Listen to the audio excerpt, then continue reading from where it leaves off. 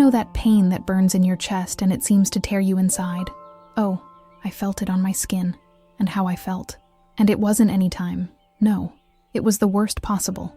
The one that makes the stomach turn around, the heart freeze, and the blood boil at the same time. That kind of betrayal that makes you want to break everything or disappear from the map. I was always one of those who believed in love. Romantic, right? My boyfriend, Lucas, was the perfect guy. At least that's what I thought. 3 years of relationship, plans to live together. Those our children will have their eyes, and let's get old together. What a muggle, huh? But look, nothing. And I say nothing. I would have prepared for what I found out that night. And the worst? Who was with him was not any. It was my own sister, the youngest. Yes, you heard right. My sister's fucking. Now tell me, what would you do if you found out that the person who sleeps by your side, who swears to love you, rubbing yourself with your own flesh and blood? I could have freaked out. I could have broken everything. But no, I was smarter. And the way I discovered was the real thud, because I wasn't the only one I saw. I'll tell you everything now. That night looked normal. I was at home, good, without suspecting anything. Lucas said he was solving some things and would see me later. Little did I know he was solving something else, or rather, someone else. It was Carla, my best friend, who discovered everything. She had set up a meeting with the lady at a motel in the city. So far, that's okay, right? Each in his own. No one has anything to do with it. Only when she got there, she saw a parked car. A car she knew very well. It was Luke's.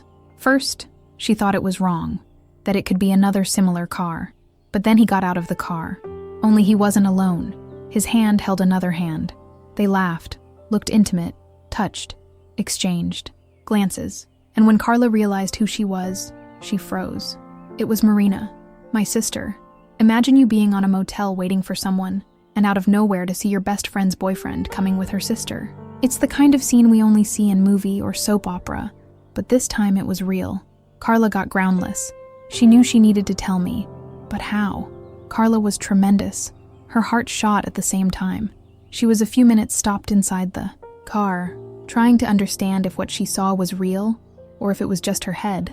But no, it was real. Very real. She took her cell phone and called me on time, but when I attended she couldn't speak, just breathed deep, swallowing dry. I was worried. I asked what was going on if she was fine. That's when she said, "Isabel, I need to see you now." "It is urgent." Her voice trembled. The heart squeezed. I tried to insist on her tell me there, but she said she didn't give it, that I needed to see her face when she spoke. At that time, I didn't even imagine what was to come. I took the keys, put a coat over the pajamas, and went straight to her apartment. The path seemed longer than ever. Something inside me already knew that there was something wrong. When I arrived, Carla was white, holding a glass of water with tremendous hands. "Sit. I need to tell you something." I sat down. She took a deep breath. "Isabel, I saw Lucas. But he wasn't alone. Like this? With whom?" She closed her eyes and let go at once. "With Marina." That's when my life turned upside down. My head spun. The feeling was that someone had tore off the floor from my feet. Lucas, Marina, together, and in a motel? The anger began to burn inside me. I needed to see with my own eyes. The next day, I woke up early and went to the motel. My heart was beating, my throat. I hid in a corner of the parking lot and waited. Sometime later, the door of one of the rooms opened, and there they were, coming out together. She threw her hair back as she laughed at something he said. He ran a hand over her waist. That scene made my stomach wrap. My vision turned red. The blood boiled. Before I could think, my legs were already moving toward them. When they saw me, they froze on the spot. Marina widened her eyes and covered her mouth with her hand. Lucas stammered something, but I didn't even hear. I looked straight into their eyes. My body trembled. How did you have courage? Their silence was worse than any answer. I didn't cry. I didn't shouted. I just turned my back and left. But that was far from over. I left that motel feeling my whole body shake. My heart beat so hard that it seemed to explode inside my chest. My mind repeated that scene as a horror movie. Lucas holding her waist. The smile on Marina's face. The way they laughed. Accomplices. As if nothing was wrong. As if I didn't exist. I got home and fell off. The pain was absurd. I tried to cry, but even the tears seemed to have dried up. I felt a suffocating empty, a black hole swallowing me inside.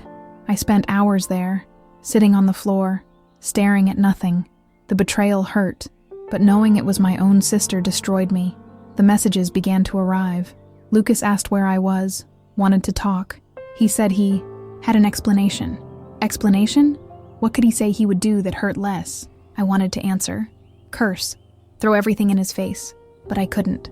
Carla came running to see me. When she met me there, her eyes red and her face swollen, she hugged me without saying anything. "You're not alone," she whispered. I wanted to believe in those words, but at that moment, all I felt was anger. And that anger would make me react. The pain became hatred, and hatred has become an uncontrollable need for revenge. I wasn't going to let Lucas and Marina go unpunished. Carla looked at me in the eye and said, "You won't leave cheap, right?" I shook my head. No. I would never swallow this humiliation without returning in the same coin. It was then that I had the idea. If Lucas was a shameless bastard, I would use it against him. We created a fake profile, a mysterious, sexy woman, the exact kind he always looked on social networks. A perfect trap. We started with a casual message.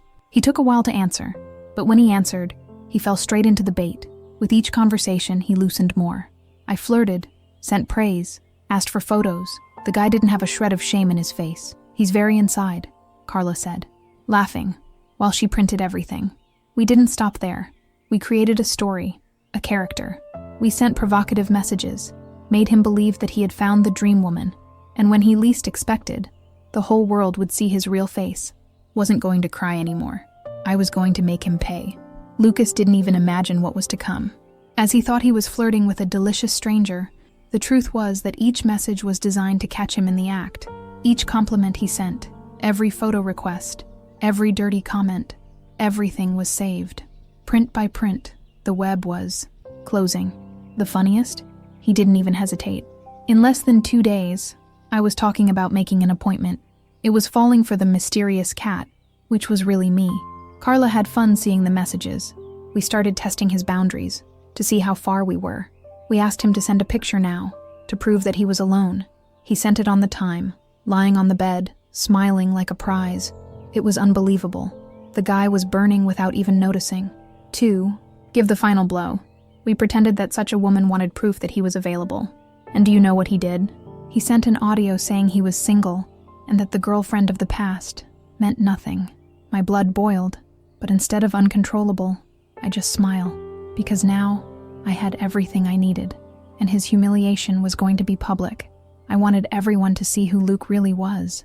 With Carla's help, I edited everything. Prints, audios, conversations. We created a complete dossier of the scam. We took the best excerpts, the most compromising parts, and we play on the internet. I posted on the stories, on Twitter, in a gossip group in the city. The caption, "If you think it was smart, but it fell into your own trap," exploded. In a matter of minutes, notifications did not stop. My God, what a shame. Look at Lucas, man. I never imagined. That's what I wanted. May he be exposed. That everyone knew his falsehood. Lucas tried to explain himself. He sent me audios, messages, tried to call. He deleted the nets out of shame. But now it was late, because I had already won this game, and I would never be made of an idiot again. After the chaos came the silence, and in silence came clarity. Lucas disappeared from my life. Marina tried to play the victim, but no one bought her theater.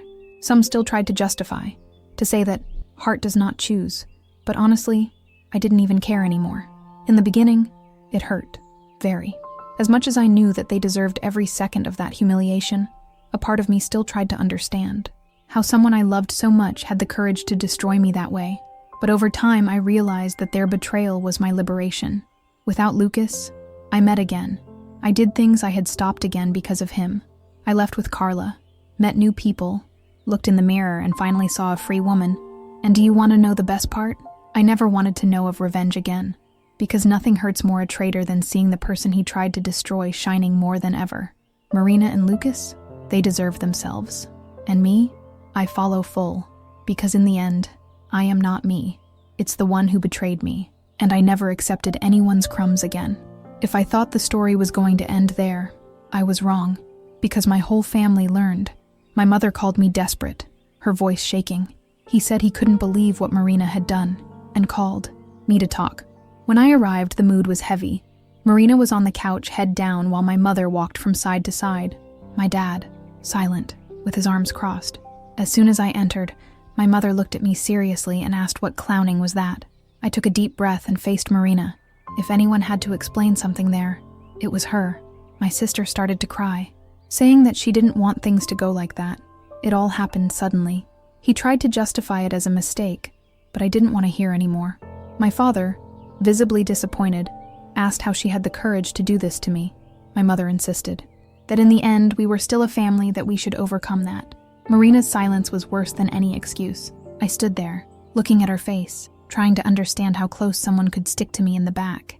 My mother asked me to forgive, said family is more important. But at that moment, everything that came out of my mouth was a single sentence. Family doesn't destroy family. And I left the door without looking back. After all, I could simply follow my life and forget that Lucas existed.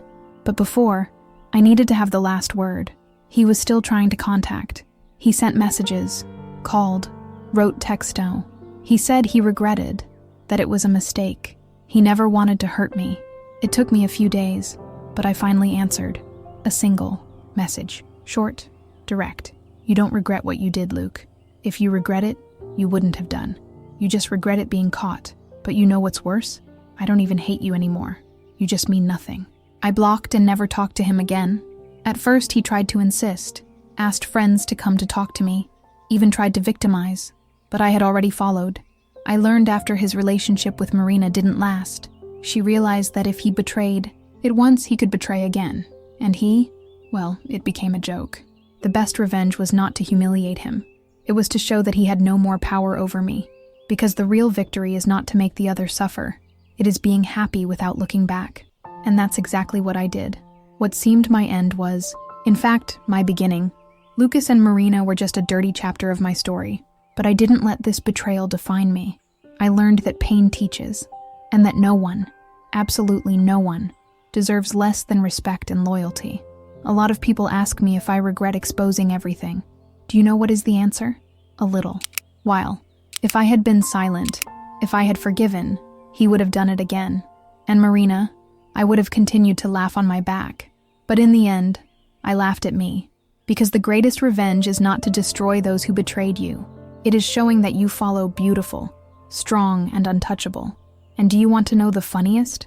After a while, Lucas tried to call me again, as if nothing had happened, as if I were stupid enough to fall to his again. I just left it in a vacuum. Today, I look back and see that all this was a lesson. I learned that betrayal says nothing about who is betrayed, but says everything about who cheats, and that self-love is a pleasure that is not negotiated. And me, I never accepted. Less than I deserve.